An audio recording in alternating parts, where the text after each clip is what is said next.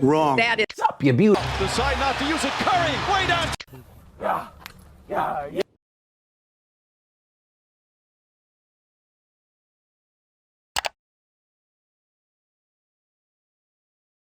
What's going on, guys?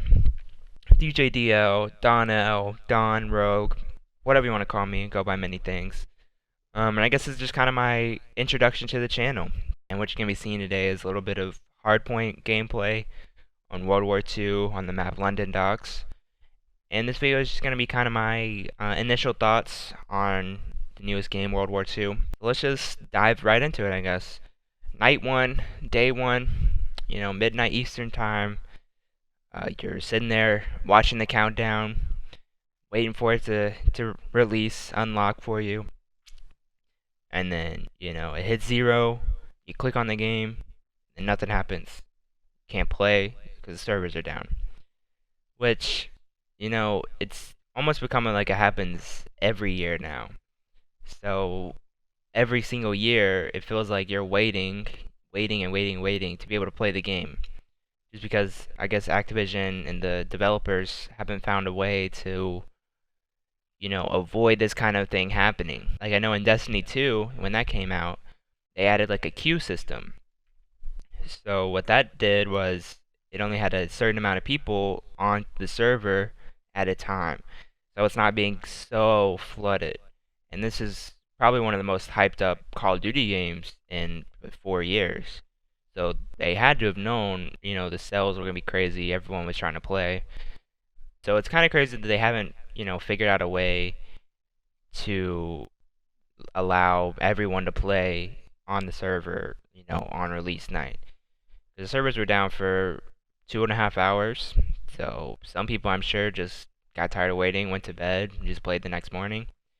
And if you did do that, the good thing was the next morning you could get on the servers.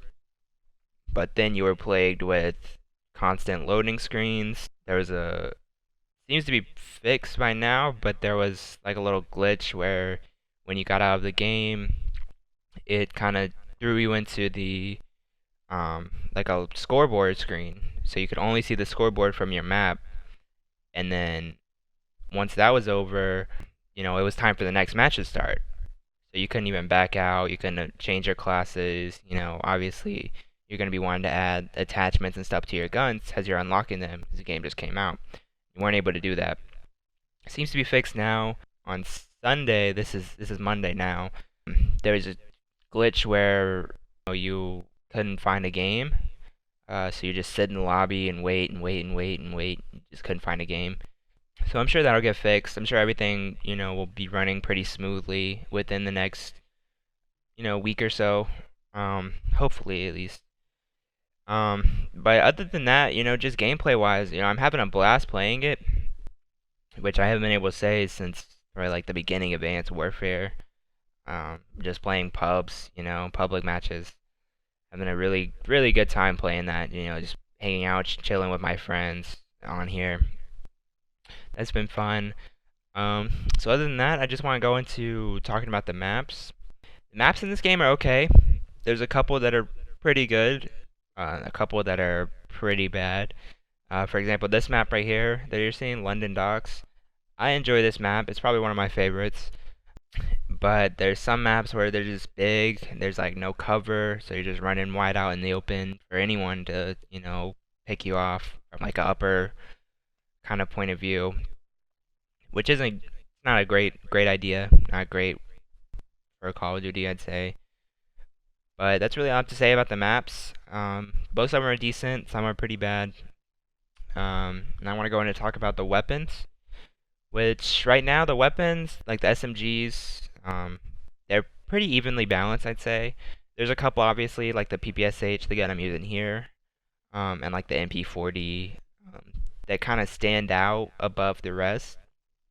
But, I'd say for the most part, they're decently evenly matched, which some people say it's a good thing, some people say it's a bad thing. I don't know. I personally don't really care if they're evenly matched. I kind of like having an option to where, you can try to kind of just personal preference. But the ARs, there's the bar it really stands out above everything else. It seems to be very overpowered, as some people are calling it overpowered at least. Um, so I'm sure that'll either get nerfed, or the subs will get buffed, or other ARs will get buffed.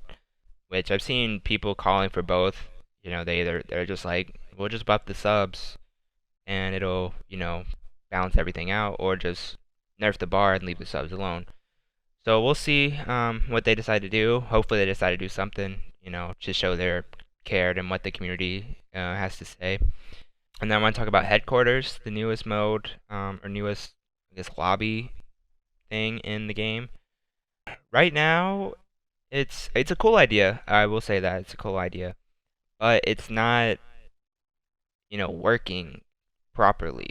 Half the time you join into a headquarters, it's just you by yourself, which wasn't supposed. Their idea was it was going to be just everybody in this headquarters, together. So you could go to the 1v1 pit, just hang out in there while you're waiting for a match, or while are just, just right when you get on. So hopefully they'll get that figured out eventually, and we'll see that really live up to its full potential.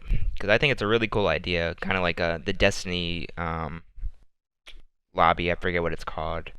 I'm interested to see where they'll take that. A couple of people were worried that eventually it'd just become kind of pointless, which I can see that it could be a little pointless.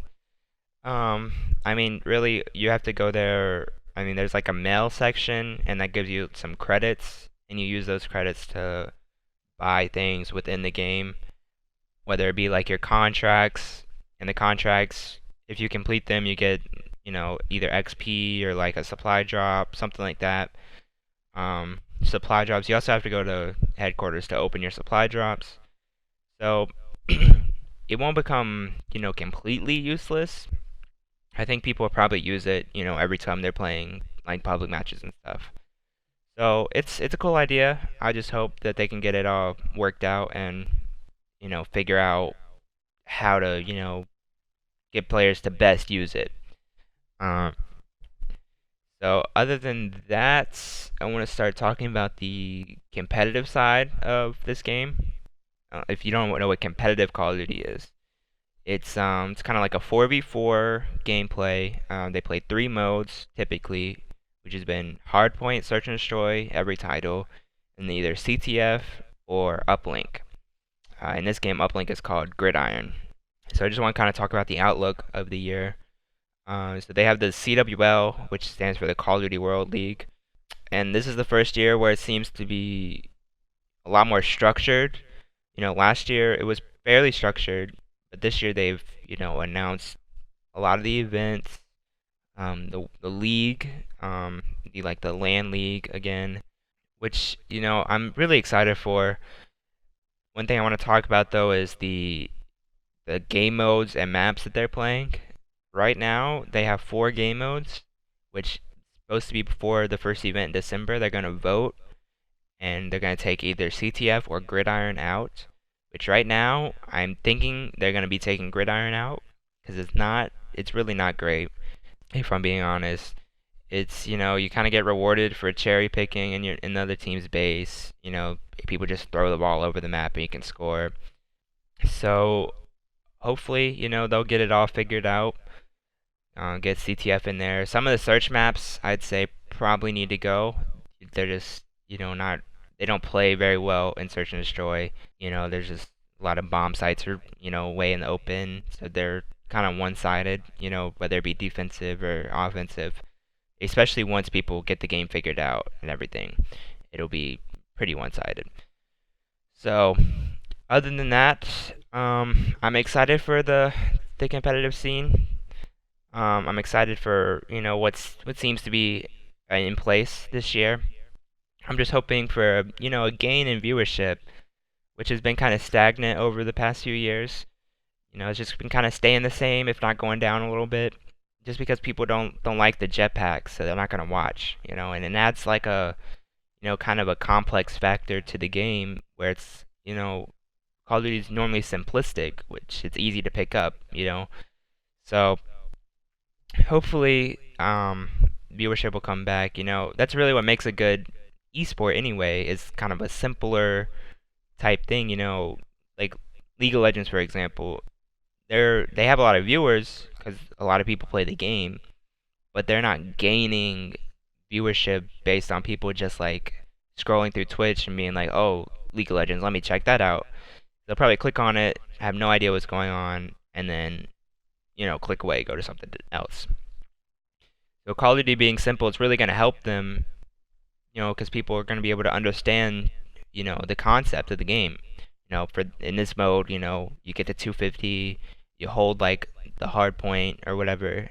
For every 60 seconds it switches, and for every second you're in there, you get a point. Fairly easy to understand, I'd say. Hopefully, viewership will gain, will be on the rise this year. That's what I'm hoping for.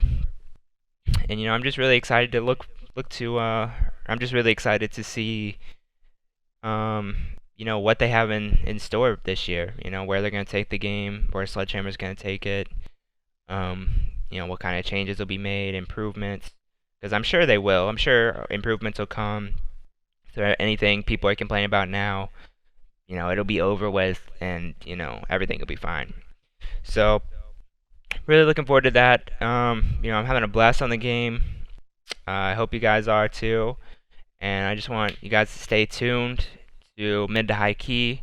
Look out for those new community videos, new Mid to High Key mini shows. I'm moving out with Jalen in December. So come the first of the year, we're gonna be on our grind. New videos every week. We're really gonna be grinding it out.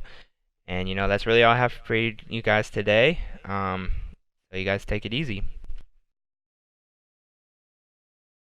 사랑해요.